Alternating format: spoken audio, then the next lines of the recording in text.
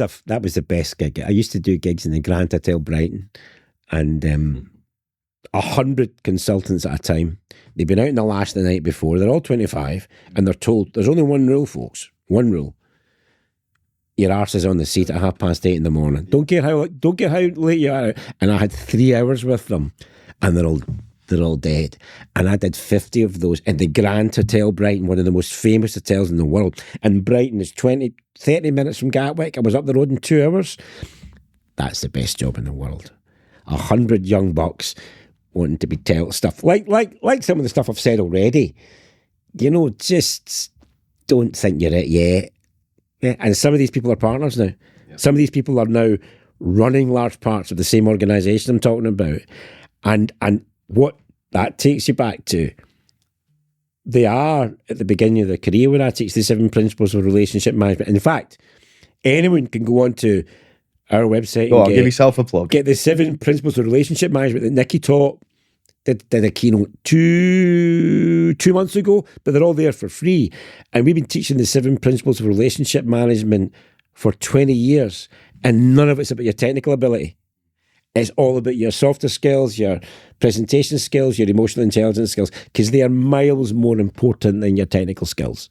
Miles more important. Do you ever get sentimental about that you perhaps taking people through their careers, like leaving? It's quite a big legacy to leave. Do you know what's funny? I get stopped sometimes in the street and people know me, especially in the area around London where I've trained thousands and thousands of folk. Or if I go into some of my big clients, folk will say, "How you doing, Russell?" I'm thinking, I have no idea. Because and they say, "Look, you meet so many folk." I say, please tell me I didn't see you like last week. In a nightclub. Well, funny enough, that's one thing as you get older.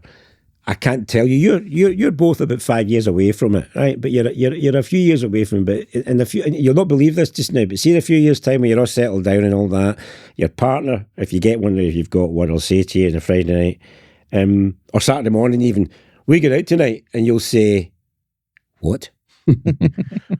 "Have you seen the size of that telly? Do you know what's on that telly tonight? Do you know there's 2 steaks in the fridge and some Jaffa cakes in that tin? And we're going out?" So none of that now. I mean, really none of that now. But the other thing that happens, well, just seeing people getting big jobs and you've trained a fella sold his business actually, and he was half kidding. He sold his business, it did really well. And I said, "Oh, congratulations, Barn." He says, "All because of your presentation skills training, Russell." Now, he wasn't serious because I know this guy, but just the best job in the world when you get it in the room, right? But see when you see people that get it, they absolutely get it. There's nothing quite like that. And the other one I get, and Father's Day is coming up, so I may cry in a minute. I put a post out about my dad every Father's Day. Dad was an illiterate or uneducated farmer who built, with a couple of partners, the best industrial waste, the biggest industrial waste business in Scotland, sold it when he was 55 for a lot of money. He loved driving, that was it. It was hard, typical blue-collar Scottish man, you know. I mean, what is it that Stephen Wright says, the comedian? No man is an island, but some are pretty long peninsulas. I mean, my dad was a pretty long peninsula. He really was. I mean, I can be a pretty long peninsula, but my dad took the bloody cake. But I've got a story about cuddling my mum that finishes with me cuddling my dad. My dad was not somebody who liked to cuddle. My dad was just in punch in the face and take a cuddle. And it goes through, and it makes you laugh and it makes you cry. And I'll put the post out actually on Monday. And people come up to me in the street and say, "I cuddled my dad because of you." And some people come up and say, "I was too late." So the metaphor about cuddling my dad is embracing behaviour change, because unless you make it happen, you'll just be talking about it. Another great sales metaphor. One of the first stories I got from before I started my business. This is brilliant. A guy called Tommy, corporate sales guy, brilliant. Still doing it. We play golf together. And I was talking about starting a business. And eventually, I think he just said to me, "Russell, gonna stop talking about it? Gonna stop." In other words, bloke to bloke, gonna just do it. And another one when we just started, you'll recognise this story. I was chatting away about all the folk that really loved their business idea, which started. He's listening to me. And he picks up a napkin and puts it in a wee bowl and chucked it over his left shoulder. He says, that's what I think about the folk that are interested in your business, Russell. In other words, show me the money.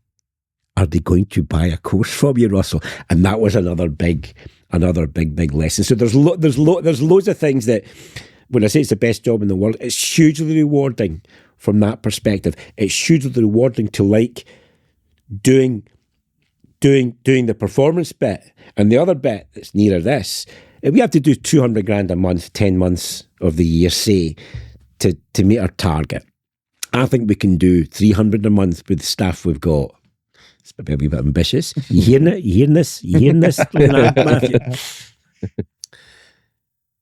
But see that message I got just before I said we got a bit of good news. That is one of the biggest global businesses in their sector, my sector actually, who came to us because they used to work for the Big Four. He's been trying to get us in for 2 years, and we've got a Rainmaker program starting with them soon, and it'll be me that's delivering it. And back to my stoicism I've mentioned, stop chasing happiness in your life. Seek purpose. Seek purpose and you'll find contentment. And you might just get a little bit of joy, but joy is not guaranteed. And if you get joy all the time, it's probably just the magic mushrooms, right? Mm-hmm. But you see, you get a reason to get up in the morning. You give yourself a reason to get up in the morning. I don't care what it is, but that gives me a huge amount of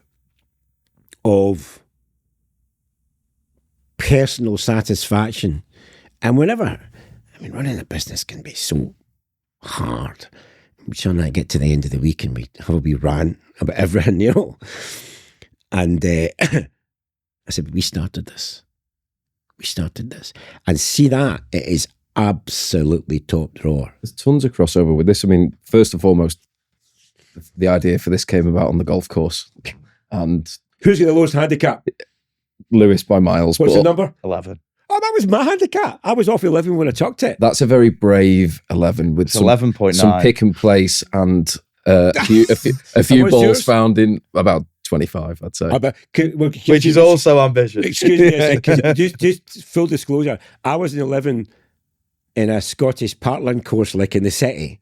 When I go and play a links course like out the coast, you can add 3 to it. I've not really played to 11 on a links course with the wind is blowing. I just had an old boy. It's just not happening. I just had like an old school one where we went to play at West Lancs Golf and I shot 114, which was the second worst score out of 40 people, but I won the longest drive. So you've got to take, bits of both. We're playing Dunstable Castle up in Northumberland as well over the weekend, aren't we? So we'll see who's got a real handicap. But yeah, as I said, that piece.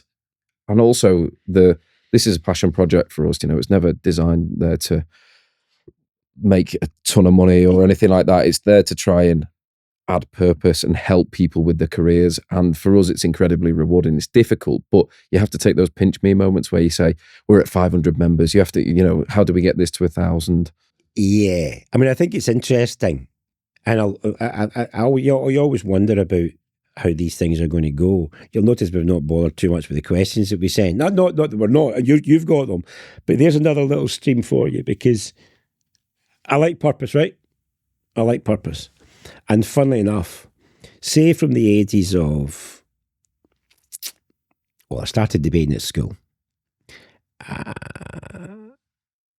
Did serious debating in the chamber organisation like all over the world, and I judged the world final of the debate in Las Vegas. I started doing after dinner speaking, burn stuff. So the biggest ones I've done in that would be to over 1,000 people. It's a funny one doing over 1,000 people is that there's big screens everywhere and you can actually see yourself, but you can also hear yourself speaking, which is really weird. And those are brilliant. But that's before I started Kissing with Confidence. This is in my 20s. Luck, right? Sliding doors. So I do a gig. And there's not so many of these about now. I think this is a metaphor for you guys without teaching my granny how to suck eggs or whatever. I think doing stuff for the sake of it is good. So I was just doing speaking and not getting paid for it. Eventually I got paid a few quid for some after dinners, but thank the Lord I never went down that route because that would, just material. I never did really crazy material, but you would be in on rosters with mainly guys who did stuff that even back then you're thinking, what? In fact, I'll tell you a cracking story. After about the last smoke, I went to a smoker recently, and I'm thinking, what's it going to be like? Is it going to be different from like 1990? Well, the answer was no. But that's definitely not for this. But so I was doing it as a hobby, and eventually I get paid a few quid for some after dinners. But I did this dinner, and I don't know whether this will inspire you or terrify the life out of you or nonplus you. So I'm not got a notion to do what I'm doing for a living, although I'm good at it. The key is to monetize it. So I did this dinner called the Cahoon dinner, which was you do a vote of thanks. There's not so many of these dinners about, as I say, formal dinner, black tie. The person up at the end is rounding up the whole day and taking the mickey out the person who the dinner's for. So it's the chairman's leave and do, right? So I've got 10 minutes of stuff. Yeah. And this guy, Alistair Ronald, was the main man, and he'd asked me to do it. And funny enough, Laura, my financial advisor, was in the audience. So she's tall and blonde, and Alistair is short and specky and get brown hair, you know? And some of the jokes I remember I would say, I said, and I was talking to Anne, Alistair's wife, about the relationship. And I chased him, you know. Might surprise you, but I chased him. But he just kept coming back. Big laugh, yeah. And then there's Laura over there. Known Laura for ages. Works with Alistair. Tall, elegant, blonde, occasionally. And again, they're just laughing away. And Alistair himself. Alistair's a stockbroker. Very successful stockbroker. Means he makes a very good pot of soup. And honest to God, there's 250 folk in the room, and there's waves of laughter going up and down, and I'm thinking, this is good. This is good. And somebody said after it, can I be your agent? Now, it was a pal who was in marketing, but what she was saying is, you should think about doing this. And that was when I was about 30 and had no notion. And then the opportunity came up to leave academia, just start a presentation skills company. So the moral of that story is, do it. Find a way to monetize it. Is it harder now? I don't know. It's different now. Here's how we monetize our stuff.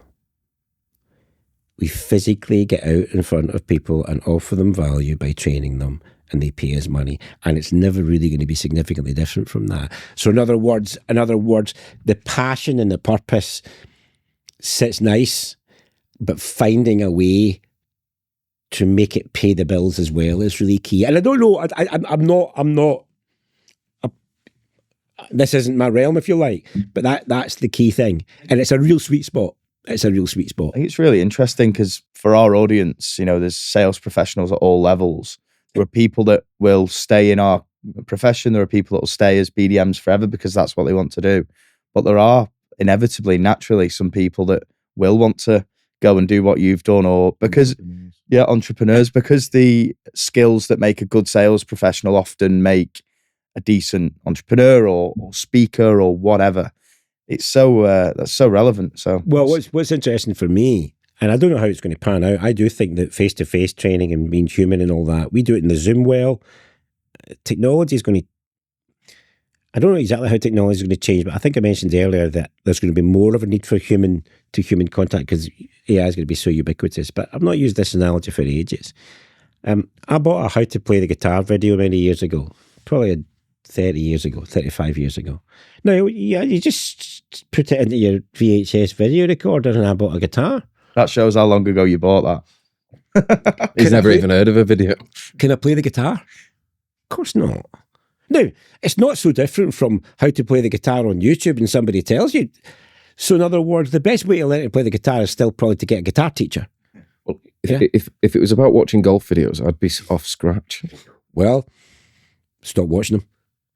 It's contradictory advice, and also putting it into practice. That's the hard bit. The problem is, though, you're standing too close to the ball. Yeah, nice. or too far away, according to the next video. No, you're standing too close to the ball. Or aiming too right or aiming too left. Yeah. No, you need a new driver. There's so many. See, this is. I'll just spend some more money. Stop, this is the after dinner stuff coming out, because there was a golf. You do golf dinners and stuff like that, and there was this fella I still remember. It's the comedian doing the smoking at the end for the golf, and he says to the pro, he says, you said to the old boy there, the club captain, didn't he? He said you should take 3 inches off all your clubs. He said, well, that make me play better. No, then you can fit them in the bin. And it's just stuff like that. But here's one for you, and I don't know. We are desperate in our business for people who can do what me, Michael, Richard, and Nicky can do, but who are 10 or 20 years younger. And there's almost nobody. Almost nobody. Partly because you don't get the chance to do it, partly because you might not be interested, partly because a lot of this stuff you think is going to be done by AI. And just to play devil's advocate, is also a reason that they are you 20 years ago, where they're in a different career and they don't know that's what's next for them? I think that, well, there's a recent thing. I think that COVID has had a lot of effects, and I'm not one for catastrophizing in this, but I think that public speaking or communicating or being a good facilitator is a real high-level skill. And if you look at the vast majority of the people who get very senior in their businesses and all the businesses we run, I marvel at some of the...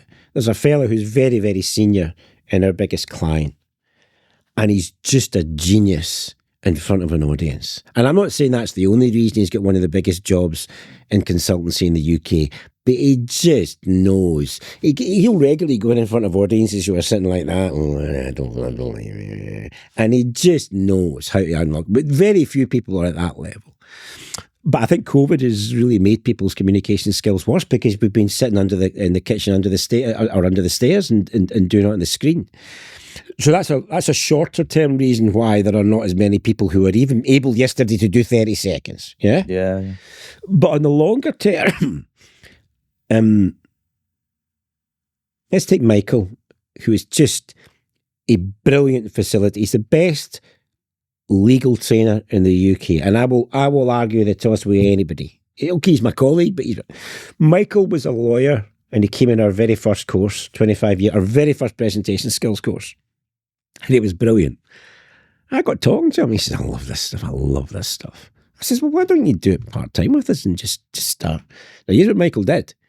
All the money he earned part-time with us, which wasn't a lot, he gave into the partnership and he was essentially doing a job and a half. So he spent a year or two just doing it in his spare time and taking holidays from his law firm job till he even get into our business. And he probably took a bit of a pay cut. He could probably earn more money as a lawyer than he would do now, certainly back then. And then he just worked at it. So there's, as with anything, we opened with this. There is first of all, you've got to find your niche. Then you've got to be able to just put your 10,000 hours of practice in. You've got to be good enough in the first place. And as Michael says, doing a day as a facilitator is like doing 3 days of normal work. It's utterly... you ever done many facilitations? You do a full day and you'll be physically and mentally dead by the end of it. And actually, an hour and a half in front of 120 people, you are wiped after that as well. You don't know whether it's New Year or New York. We're wiped after these podcasts. Yeah, it's so intense. It's the same thing, isn't it? You're in the moment. So the challenge I want to be a really good facilitator. You got to go out there and get busy. It involves you think sales involves rejection? Try feedback from 100 folk that say, aye, but no. So, and it's like sport. So I think that's a challenge, but I genuinely think to anyone out there who's got good communication skills, there'll be some brilliant trainers in the financial sector. There'll be some brilliant trainers of every single technical thing you have to learn. There'll be men and women who come in who say, look, there's a deck there of 120 slides. I'm going to show you 4 of them, right? If you want to see the slides, you can look at it at your spare time, and they'll get a flip chart and a pen, and they'll talk to you for an hour and a half, and you'll think, I learned more just from that. They've learned how to do that. See if you can learn how to do that. I still think that's going to be a career, because the way that we work now is you do your 3-day boot camp in the room, and then you do your one-to-ones on the Zoom, which saves travel and all that kind of stuff, and you do your workshops again on the Zoom, and you get the support materials like the Wonderwall given to you remotely, but there's still a human component of it. Brilliant. Well, I think it's a brilliant career. Our profession is woefully underserviced in that space. And again, one of the reasons why we started this was to put people like you in front of a mass audience of people whose company may not necessarily be in touch with you directly, and therefore they don't benefit from your wisdom. And so we find it all the time. If you rewind back 20 years or so, the sales teams were trained up to their eyeballs. Whereas now we don't have it. And I don't know whether it's a budget thing, whether it's, driving profitability. People, as you say, post-COVID don't see the merit in it because you're not seeing it. But there are so many people who are starting this role or are trying to gain experience, and there's no one guiding them unless you have a great manager. Yeah, I think it's a combination of all those things. And it's really interesting. Take technology as an example. One of our most powerful programs. The funny thing is, we're talking about sales here. So our Lodestar program is the Rainmaker for sales program, and it's really funny. I mentioned it earlier on. It only happened because of the financial crash, and nobody was wanting presentation skills, and I said, well, we should do selling skills. But my actual passion is the storytelling program now. Now, it literally transforms the way that you communicate your message. And we've delivered it, again, for another big four all over the world. This is the power of the bloody Zoom. I still don't, nobody's told me how this works. I'm sitting in my office at home, right? Stick the Zoom on.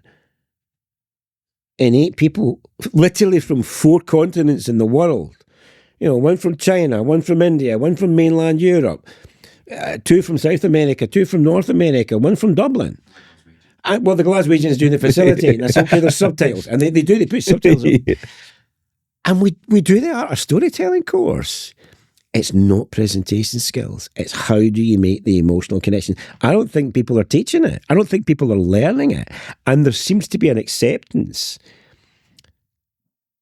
It's been really bad. I mean, I go to big conferences now, and I see often chief executives. Big Jesus.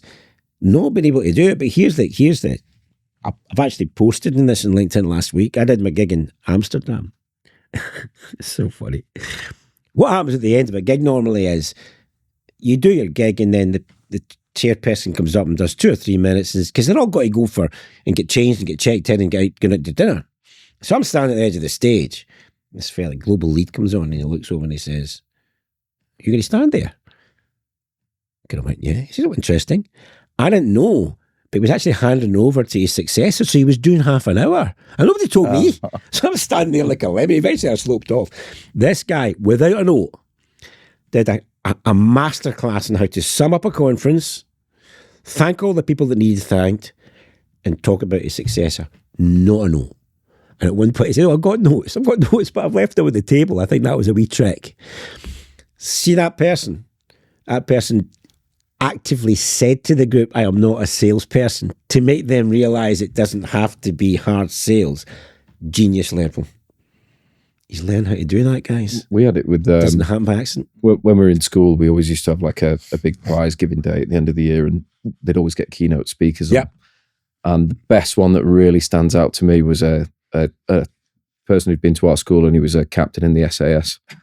And we always used to guess how long the speech would be, and you'd see people up there who'd be, reading off cue cards and all that kind of stuff, and it'd be droning on and on and on and on. Stay in school, get your degree, then you'll be fine, all that kind of stuff. And this fella came up and he did 15 minutes, no notes at all, spoke entirely from the heart. And bearing in mind, his career was not sales. He'd done a great career in the military and then had gone on to kind of basically realised that that room of people aren't as dangerous as maybe his job had been over the last 20 years. But his ability to tell stories, and his takeaway for me was this piece that goes back to what you were saying earlier: hog the agony, do the jobs that nobody else wants to do, get good at the nitty gritty, and then the rest comes easy. Yeah, and I think, so there's practice, right? But there's also that, if you are, I think this is more focused advice, if you like. If you are, whatever your job is in your industry, right? Focus on something. Find something that you are. Yeah, go to them for that. So go to Michael for relationship building. Go to Nikki for the people stuff.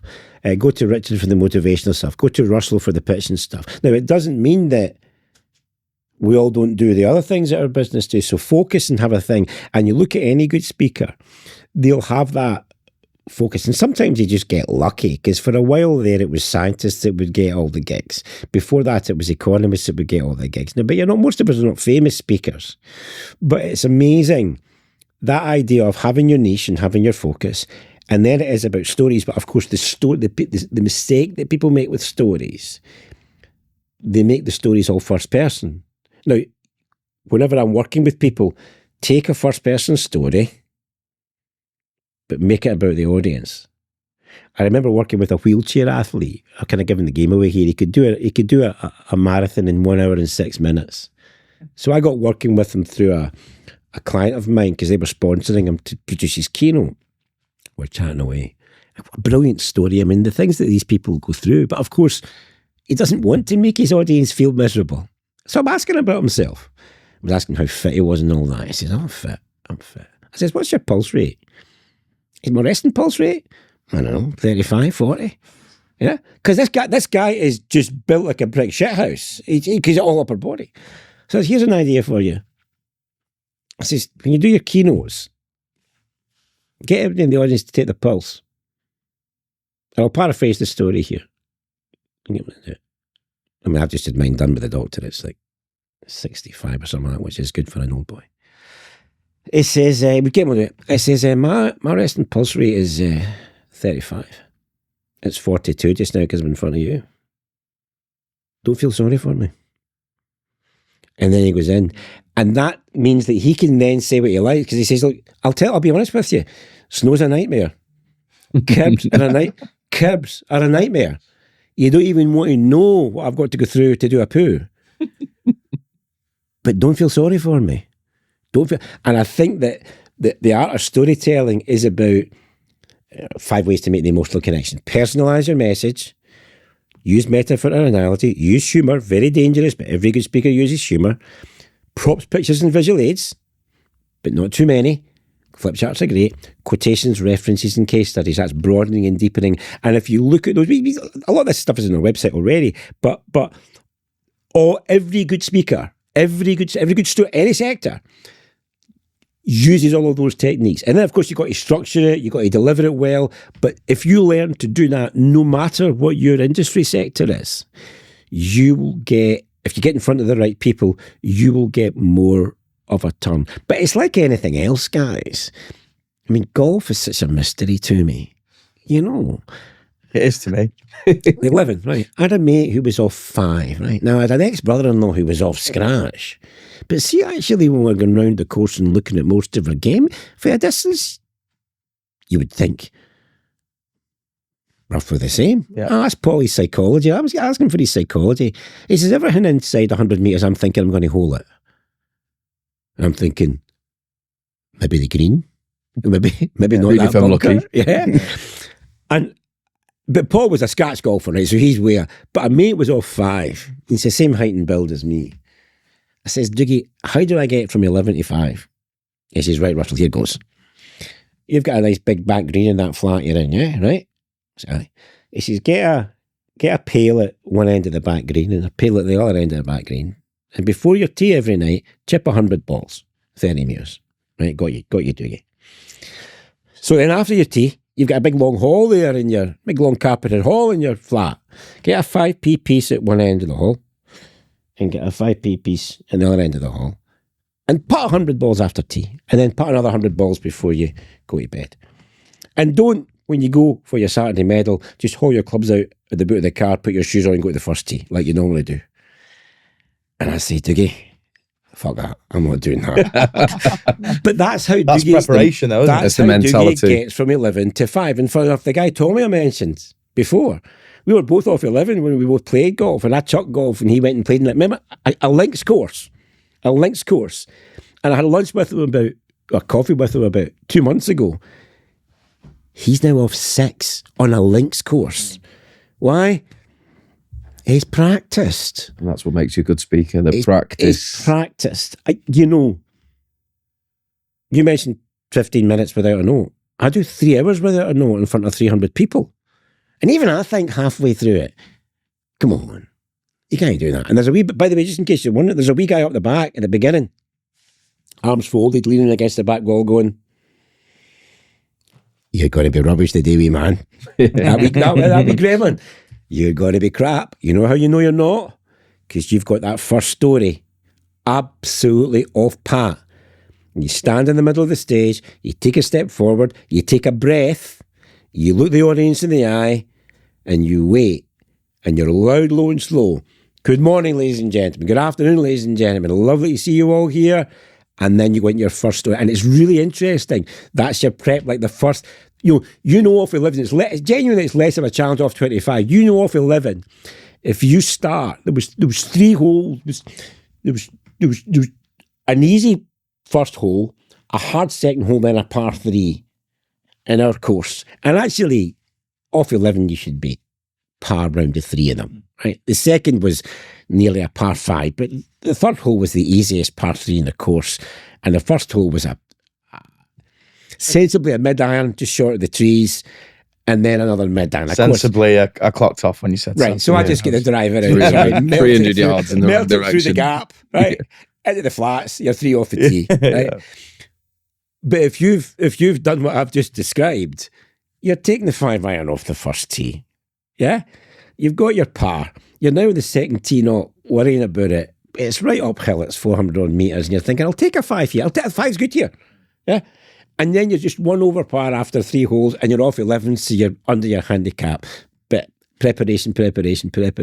Your first 5 minutes in any presentation is where you're most nervous. That's just a human thing. So you know what your body language should be like.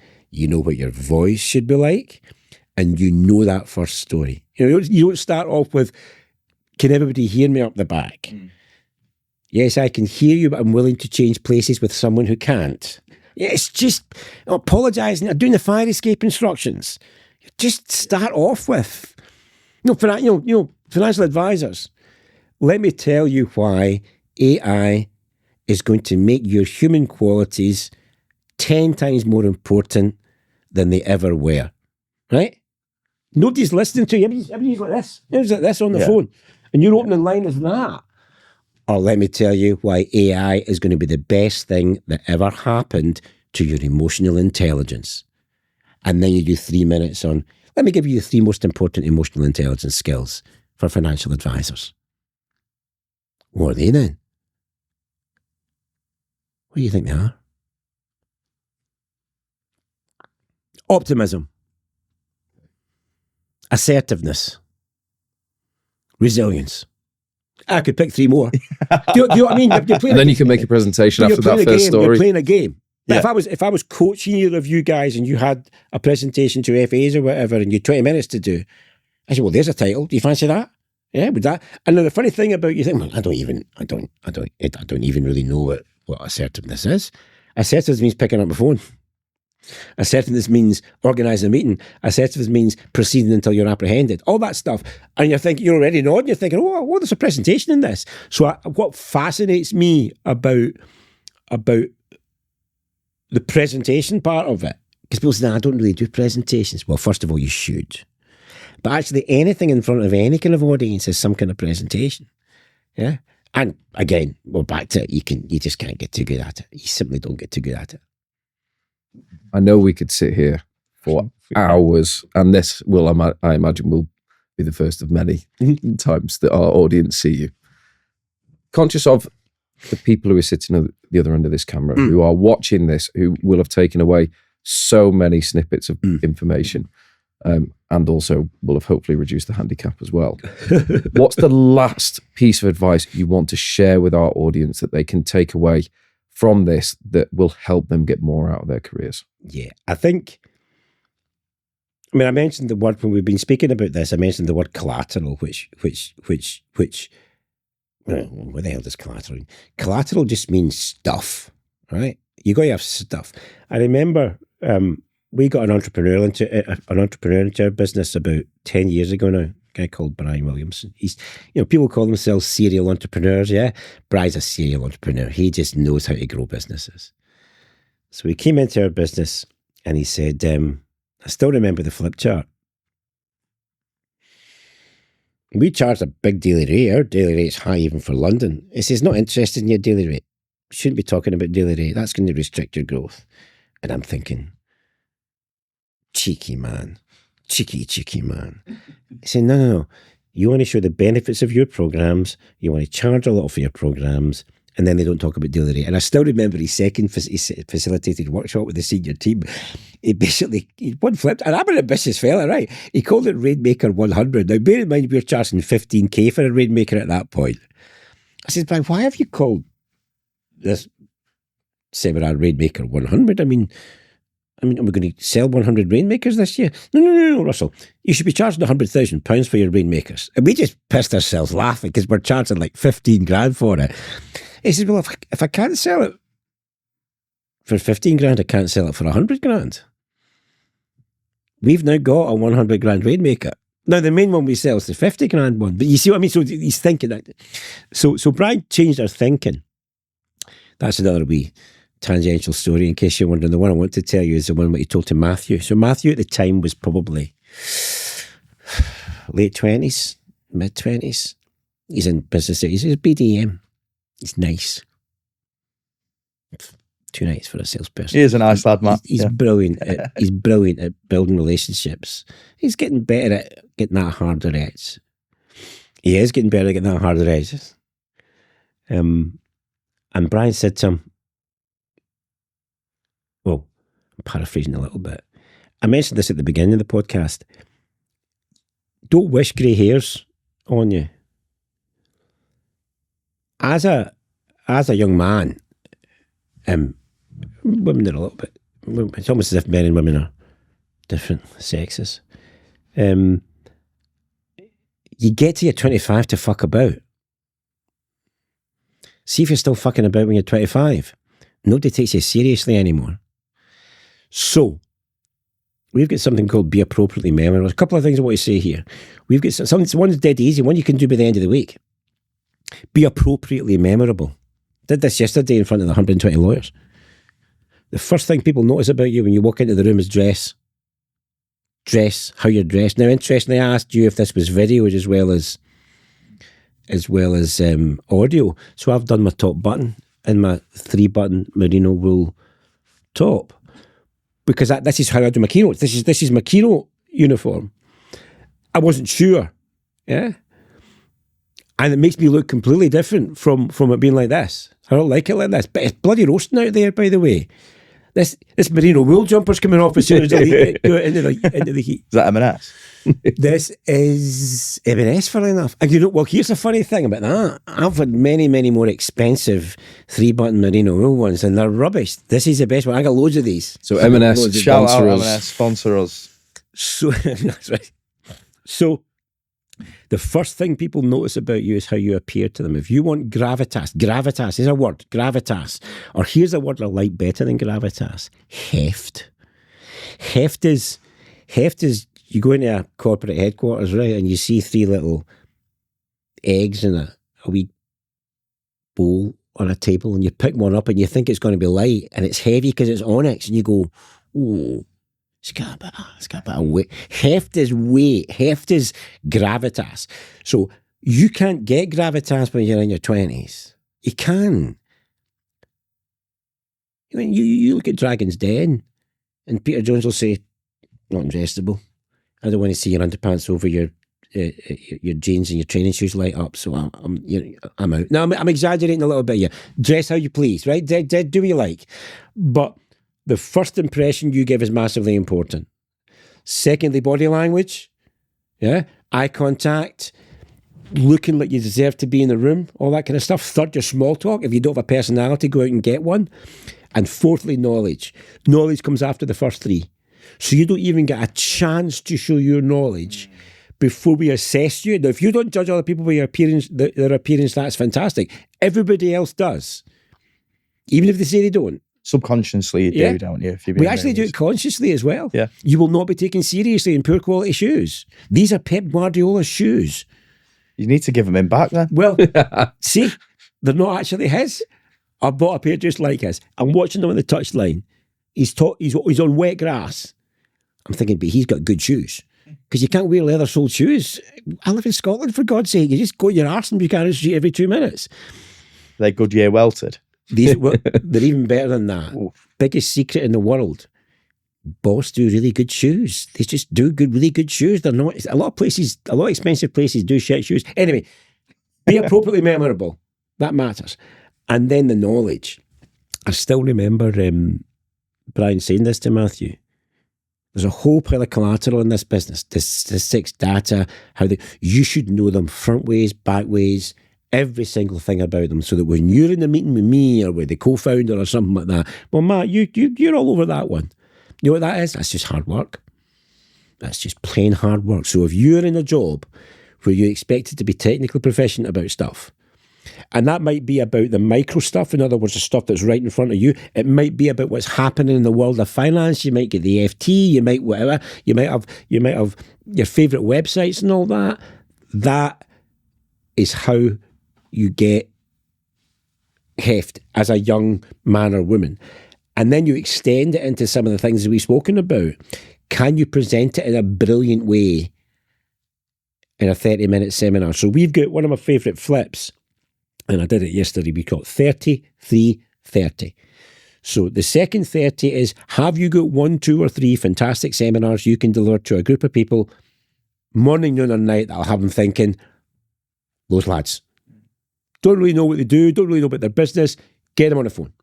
That's purely because you've been brilliant in your feet. With me?